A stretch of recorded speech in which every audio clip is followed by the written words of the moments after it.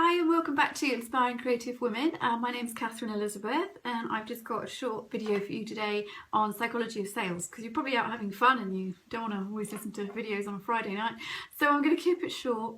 I was actually at my Open Studios event today. We were selling yesterday at the open night and today until 8 o'clock this evening. I just got back, so I just wanted to really talk to you a little bit about sales because it was on my mind and thinking about it, and it's something that sometimes we struggle with, because I used to I could have shied away from people and just hid behind my products, and I've never used to sell things online. Never used to talk to people that much online, years ago when it wasn't that big. So if you're selling things online, then this is just a few tips on how to talk to people. But if you're selling at events as well, and if you're creative and you're selling at creative events, then this is just to help you. So smile, obviously, always be a little bit personable. You want to be approachable and friendly, and once you smile, your eyes light up, your body language is better, you stand a bit taller, you're more engaging, and they're going to engage more with you. But if you're sort of sat away, or you're shying away, or you're not really talking to them, you want to hide. You don't always want to talk to everyone, so sometimes if you're going to hide, then that's not really going to work if someone's just coming in, because they're not engaging with you, and they're going to walk out, because they might like your products, but they also have to like you. And if they don't like you, they're not going to buy the products. Obviously, if they don't like the products, they're not going to buy them either. But if they like the products, they like you, you've got a sale.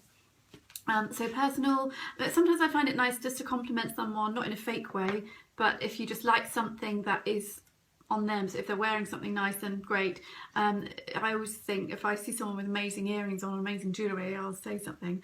And if it's online, then if you've liked something about their Facebook page or their personal profile, they've written comments that you like, you can always say, I really like what you said and why, and just keep it short, but you could always just mention that, because it makes it look, it breaks the ice really. So don't shy away, be friendly, be helpful when needed, but not pushy. So you just want to be there for people, and you're introducing yourself, but you're holding back, and then let them browse, let them look. If it's online, let them look at your profile, let them look at you and get to know you. Don't be pushy. I don't really believe in sales as in sales, the old Carmen sort of sales. You do it via people coming, having a look. In the end, they might buy from you. If it's not there and then, they feel they can then come back to you. Make light conversation. Last thing they want is to feel pressured into buying something, because they'll just back off and run away. So apparently it takes 10 seconds for someone to decide if they like you or not. So it's quite short, so you don't want to be going in and barbling away at them. You want them just to come in, have a look, hello, browse, and then go from there.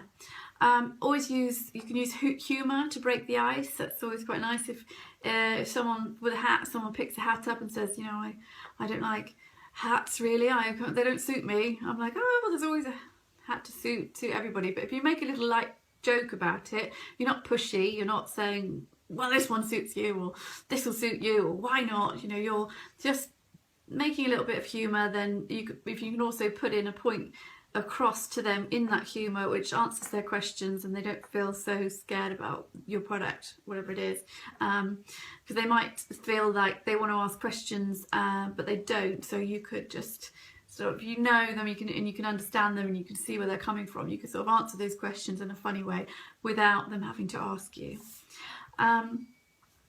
and just sort of treat them as if they're coming to your home, they're in your space.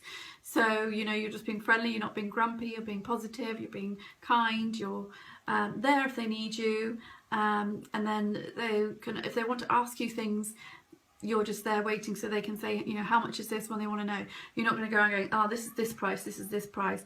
And I definitely used to do that. All these are that price, and all these are this price, and maybe they don't want to know that yet.